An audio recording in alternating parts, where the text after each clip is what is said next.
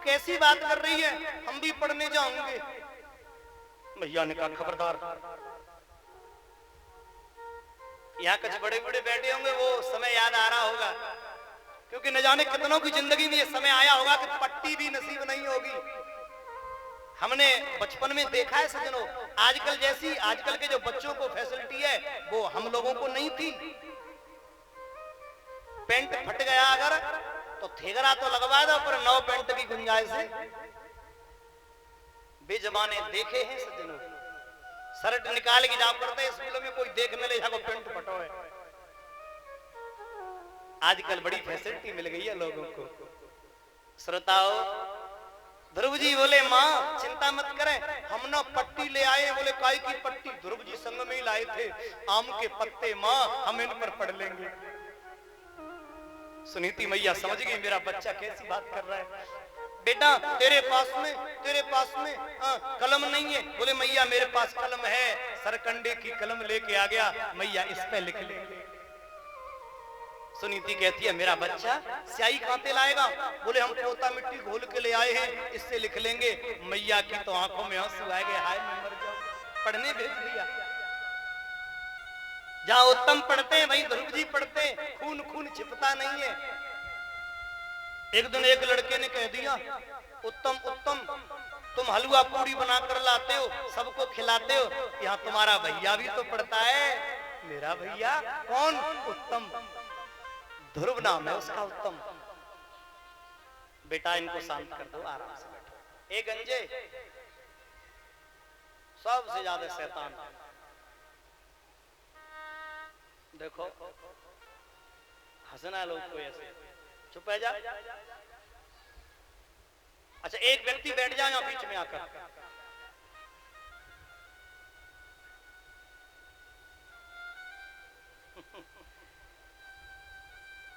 इसी का नाम तो बच्चा है, मेढक ना है, मेढकी है नेक सीसी।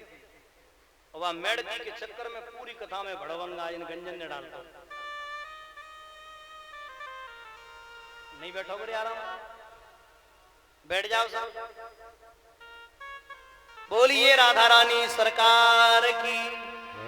ए भैया तू हलवा पूड़ी खाता है और सबको खिलाता है, तेरा भैया सूखे टिक्कर खाता है जाकर। गरीबी का कोई मोल नहीं होता मेरे श्रोता बंधुओं, ये निश्चित है। जब गर्दिश के दिन आते हैं कोई मोल नहीं। ध्रुव जी बोले आज उत्तम जी बोले आज देखूंगा मेरा भाई क्या खाता है, कैसे खाता है। और आज पीछे लग लिया, और जैसे ही ध्रुव जी भोजन का अवकाश हुआ और झाड़ी के पीछे गए, उत्तम पीछे पीछे चल दिया। आज ये पकड़ के देखूंगा खाता क्या है। तो अब उत्तम तो रोज की तरह झाड़ी में बैठे और वही सूखे टिक्कर बगल में से निकाले, बगल में से निकाल के सजनों और पानी में भिगोए ले।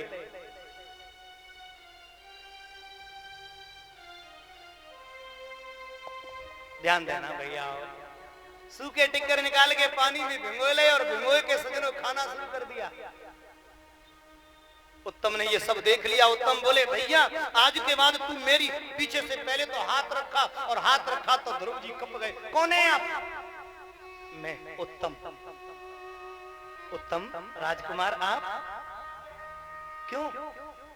आपने मेरी रोटी क्यों देखी? अरे बाप रे।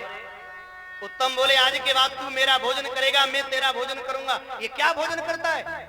हम हलवा पूड़ी खाते और मेरा भैया सूखे टिक्कर, और वो भी पानी में भिगो के। आज के बाद हम बदल लेंगे भोजन।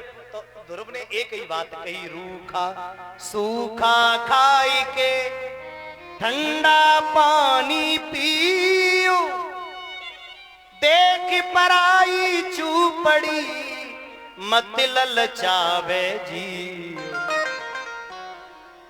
भैया पराई छुपड़ी देख करके, दूसरे की छुपड़ी रोटी देख करके जी नहीं ललचाना चाहिए। अब हम ये तेरा भोजन करेंगे, तू मेरा भोजन कर। ध्रुव ने कहा नहीं प्यारे,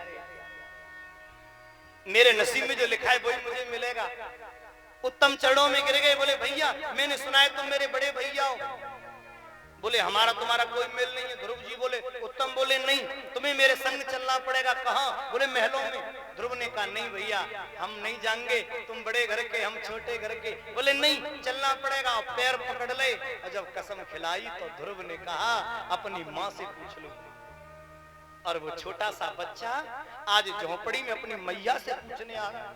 जो राजकुमार है, जो राजाओं का राजा है, वो सजनों अपनी गरीबनी माँ से पूछ रहा है, जो कभी राजकुमारी थी।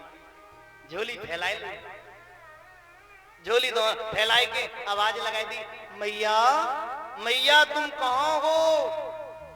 मैया सुनो ना, तुम कहाँ हो? अंदर से सजनों सुनीति निकल कर आई, आए मेरा बच्चा, हाय मैं मर जाऊं। बेटा, ए बेटा, ये झोली क्यों फैलाए? सीधे खड़े हो जा। मैया आज हम आपसे कुछ मांगेंगे। सुनीति बोली ऐसा क्या मांगेगा? हाय मेरा बेटा, तू मेरे प्राणों को मांग ले, दे दूंगी, पर तो कसम है दौलत मत मांगिए, तेरी मैया पे दौलत ना आए। मैया तू क्या समझ रही है मुझे? मैं तो दौलत मांगूंगा? अरे ना मैया। सुनीति बोली फिर मेरे प्राण भी ले ले, दे दूंगी। मालूम है उस बच्चे ने क्या मांगा? अगर आप सब लोगों का मन हो सज्जनों, एक छोटी सी कथा है, मैं यहां जोड़ूंगा। यहां लिखी नहीं है, भागवत में नहीं लिखी है, रामायण में भी नहीं है, वो वाल्मीकि रामायण में है। और मेरा मन कर रहा है कि मैं इस कथा को यहां जोड़ दूं। 10 मिनट का प्रसंग है, 15 मिनट का, लेकिन बिल्कुल इसी की तरह भाव मिलता जुलता।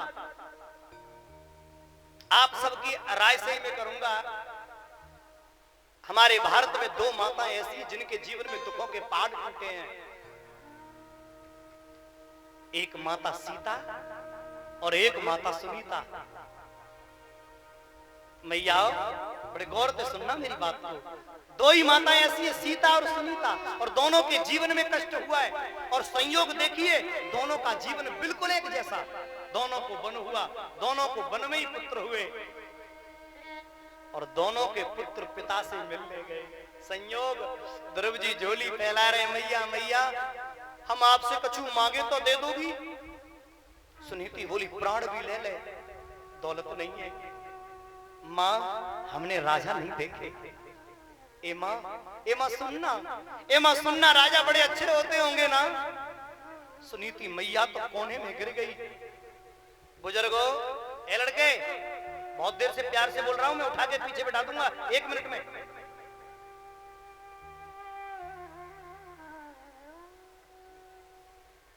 कुछ लोग बैठ जाओ इनके बीच में, ये बंदर हैं, ये नहीं मानेंगे, जरूर हम ही करेंगे।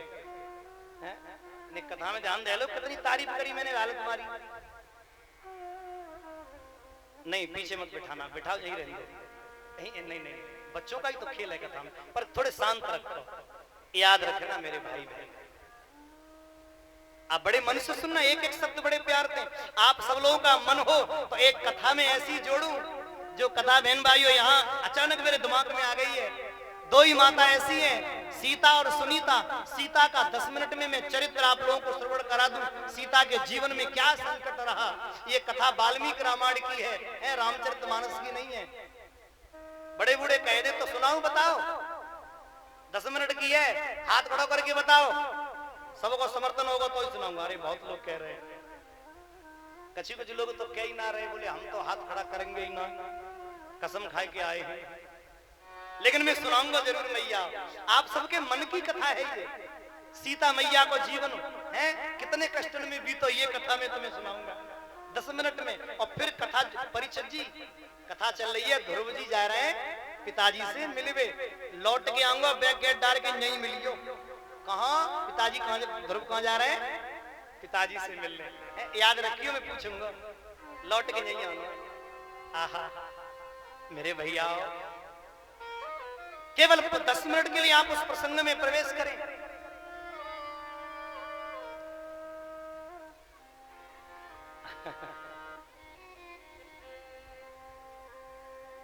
खैर, अच्छा सुनो, इन जो 2-4 बच्चे बैठे, ये ज्यादा उसूल कर रहे, इनको बिठा दो वहां, इनकी कमेटी में पीछे। परिचय जी अब जी ज्यादा कर रहे हैं जी, अब मान नहीं रहे। लगा लगा काजर इनके ब्याह होंगे तब देखियो 21-21 लाख मांगे